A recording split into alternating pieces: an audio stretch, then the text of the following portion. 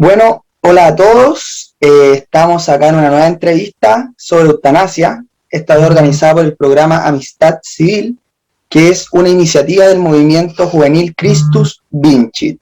Hoy nos acompaña Ignacio Suazo Cepeda, quien es sociólogo de la Pontificia Universidad Católica de Chile, con un magíster en sociología, también de la Pontificia Universidad Católica de Chile. Ignacio trabaja en el área de investigación de la ONG Comunidad de Justicia. Esta es una ONG que se dedica a la defensa de los derechos humanos desde la perspectiva de la doctrina social de la Iglesia. Ignacio también es coautor del libro Un atajo hacia la muerte, un libro que por cierto recomendamos desde esta tribuna a todos los que nos están escuchando para entender lo que es la eutanasia y sobre lo que precisamente vamos a hablar el día de hoy. Y para partir, Ignacio, ya de lleno, te quería preguntar qué es la eutanasia y qué no es la eutanasia, entendida hoy en día porque hay mucho desconocimiento, hemos visto encuestas sobre todo en que una gran parte de la población, según la encuesta, está a favor de la eutanasia, se hablaba de un 74% aproximadamente, pero mucha gente, si uno le pregunta, no sabe lo que es la eutanasia y lo que implica la eutanasia. Entonces, entrar por ahí, ¿qué significa esto y qué no es también la eutanasia? Bueno, Kevin, en primer lugar, muchas gracias a ti y a todos que nos escuchan. Un privilegio, un gusto poder estar con ustedes conversando este tema tan interesante y tan necesario, sin duda. Para estar en materia, claro, la eutanasia efectivamente hay harta confusión. Hay una definición que me gusta mucho, que de hecho la recogimos en el libro, que es la que usa la OMS. La OMS puede tener cosas muy nefastas, pero al menos en esto es bastante buena por su simpleza. Y es que sencillamente es la acción de un médico que provoca deliberadamente la muerte de un paciente. Entonces hay dos o tres elementos que son importantes destacar. En primer lugar, la produce un médico, o sea, esto siempre se da dentro de un contexto clínico. Y en segundo lugar, y esto es lo importante en términos éticos, es una muerte deliberada. Entonces también, claro, cuando uno dice muerte deliberada, hay dos formas de provocarla, en el contexto en que lo entendemos. En primer lugar, uno podría hablar de una eutanasia activa, que es la más común, la más típica, al menos la que solemos reconocer en los debates. Entiéndase, un doctor recibe a un paciente que generalmente está en una situación dolorosa, de mucho dolor, con una enfermedad terminal a cuestas, y el doctor lo que hace es inyectar una sustancia letal que provoca también una muerte indolora, confortable, digámoslo así, en el paciente. Pero también hay esto es más discutido, de hecho hay algunos autores que no lo consideran como tal, no nos encontramos entre ellos, de que es también una eutanasia pasiva, que es omitir algún tipo de acción para que el fondo el paciente muera. Generalmente, entiéndase, desconectarlo o sea, dejar de alimentarlo, dejar de darle hidratación, y así, evidentemente, una persona sin alimentación se muere. Entonces, también, claro, ¿por qué? Pero la pregunta es muy buena. ¿Por qué esto en fondo es complicado? Porque cuando uno... hay mucha gente que piensa que, por ejemplo, desconectar a un paciente de una máquina es eutanasia. Y la verdad es que no lo es. Cuando un ejemplo ahora que estamos con el tema del COVID como tan presente, por ejemplo, alguien que está con un respirador artificial y que ya tiene prácticamente todo el resto de su cuerpo, o sea, solamente vive gracias al respirador artificial, es alguien también que yo, por así decirlo, dejo morir, no lo estoy matando. En el fondo, porque yo no estoy, o sea, lo que estoy haciendo es omitir una acción por la cual el paciente muere en el fondo. Pero yo no estoy deliberadamente queriendo matarlo. Entonces también, claro, acá hay está lo que los médicos llaman como también, y es una cosa muy compleja, adecuación terapéutica. En el fondo, cómo uso ciertos medios también para poder, o sea, más bien, ¿qué medios puedo usar en el fondo para poder, y hasta qué punto usarlos para poder mantener la vida de un paciente?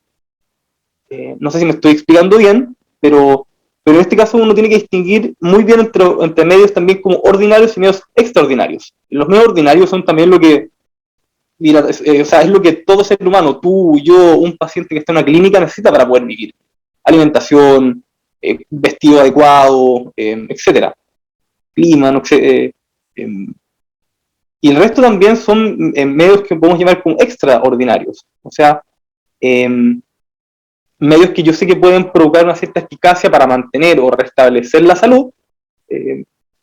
Y los medios extraordinarios también, bueno, esto sí, acá hay la literatura es bien, da muchas categorías, es también una cosa muy prudencial, no es tan fácil determinar como a priori esto es ordinario y esto es extraordinario, pero la gracia que tiene también es que, bueno, y esa es la gracia que tiene, que es difícil hacer esta distinción, pero el punto también acá es que lo extraordinario siempre es voluntario, yo puedo no recibirlo.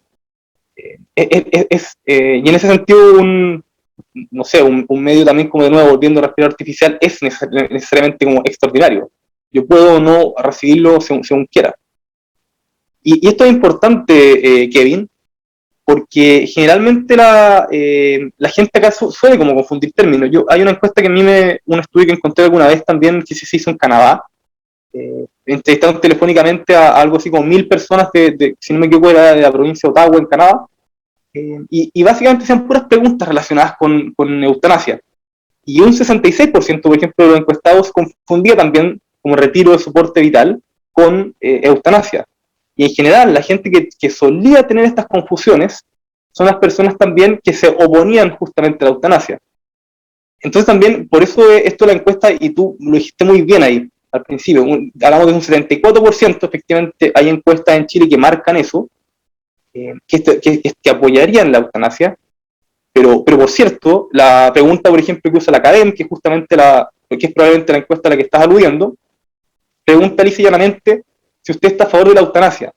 Entonces también tú no sabes, y es muy probable, que esta situación se ve mucho, cuántas personas cuando dijeron sí, estoy a favor de la eutanasia, en realidad en sus cabezas estaban pensando, sí, es que si mi abuelita se muere, o sea, está con conexión y yo sé que tiene una cierta chance de sobrevivir, yo no quiero que la desconecten. Pues entonces sí, o sea, al revés, yo no quiero que sufra más. Entonces sí, yo estoy a favor de la eutanasia porque quiero que la desconecten, ya no siga sufriendo.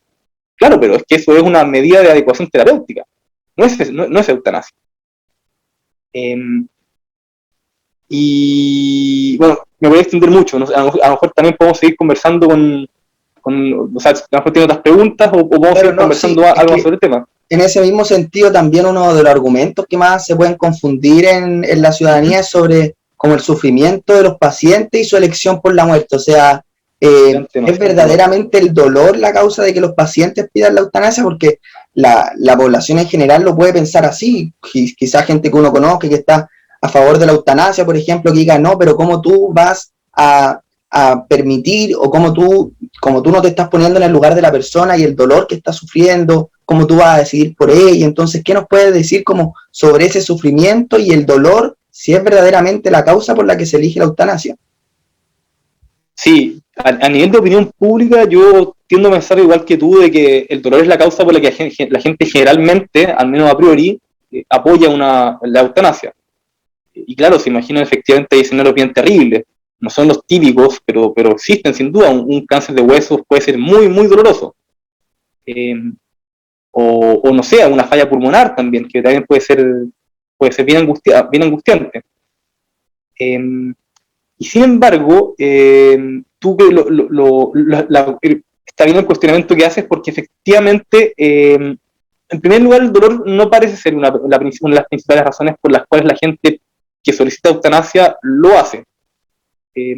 Hay una encuesta bien interesante en Holanda, que hace muchos años ya tienen eutanasia aprobado, y hacen cosas bien barbáricas, pero si da el tiempo las podemos conversar de ahí. Pero la una cosa buena que tienen es que han hecho muchos estudios, entonces también nos han dado una buena fuente de información para poder explorar y poder como entender bien la temática. Y una cosa que uno ve también en las solicitudes de eutanasia es que en general, y esto con números más, números menos, pero en general el dolor suele ser una causal por la cual como sistemáticamente la gente la pide menos. Y actualmente es una causa relativamente baja por la cual la gente pide la eutanasia. Y las razones que aluden generalmente son más bien de tipo, más bien psicológicas: sufrimiento, poca autonomía, sentirse poco útil, cosas más bien de ese estilo. Y es muy interesante también de que incluso entre la gente que pide, esto ya por otros estudios que uno puede revisar el tema empírico, pero entre la gente que pide la eutanasia por temas de dolor, es muy interesante que al final igual está como mediado o acompañado ese dolor por temas existenciales. En general, cuando uno realiza estudios sobre la relación que hay entre dolor y sufrimiento, entendiendo dolor como algo físico y sufrimiento como una cosa más bien subjetiva, existencial, en general no hay una correlación. ¿Eso qué significa en castellano? De que si tú tienes dos personas con niveles, con umbrales de dolor relativamente parecidos, con todo lo difícil que puede ser medir esto, tú te das cuenta que las personas con umbral parecido, una puede sentir un dolor terrible y alguien, la verdad es que no tanto. O también en un contexto parecido, ante similares niveles de disfuncionalidad o de poca autonomía, en temas funcionales, tú tienes gente que está igual desmovilizada o dificultada para poder hacer cosas en la casa y se siente una persona más útil, o sea, una persona súper útil y súper valorada y súper querida, y alguien con un nivel similar se siente alguien completamente inútil. Entonces también eso te hace pensar como, bueno, ¿qué hay detrás del dolor? ¿Qué hay detrás de este sufrimiento? Y en general uno se suele encontrar, y por eso es muy bueno, o sea, acá también, como suele pasar en estos temas, profundizar y no quedarte sencillamente con la etiqueta o con la receta fácil, que es la eutanasia, sino profundizar en lo que hay detrás de eso. Bueno, ¿por qué usted se siente solo? ¿Por qué usted se siente a fondo con... ¿Qué pasa en su dolor? ¿Por qué usted sufre tanto? ¿Qué es lo que a usted le ocurre? Y en general lo que uno se encuentra, que acá muchos paliativistas también así lo señalan, enfermeras que están trabajando en esto, uno encuentra soledad, uno encuentra también una incertidumbre muy grande en la vida, uno encuentra también como grandes peleas o conflictos existenciales, y en general las buenas terapias que existen para poder como trabajar estos temas, estoy pensando en particular en algo que por ejemplo inventó la terapia de la dignidad, que inventó el doctor Harvey Chochinov, un canadiense también que ha estudiado mucho el tema de la eutanasia y el dolor en general. Lo que intenta justamente es tratar de recoger, de entrar un poco en la historia vital de la persona y tratar de ir ya haciendo como cierres, por así decirlo. Bueno, ¿qué fue lo importante en mi vida? ¿Cuáles son todas esas dudas que tengo que hacer y que tengo que resolver como de aquí para adelante? Y en general ese tipo de cosas suelen bajar la ansiedad, suelen también mejorar la relación como paciente, médico-paciente. Incluso, ahí la evidencia es un poco más dispar, pero aparentemente incluso baja los niveles de depresión, que suelen ser muy altos también entre los pacientes de eutanasia. Entonces, claro, al final lo que uno encuentra atrás son otro tipo de cosas que uno sí tiene que saber ver, mirar, y que en general, cuando uno los trabaja, las solicitudes disminuyen considerablemente.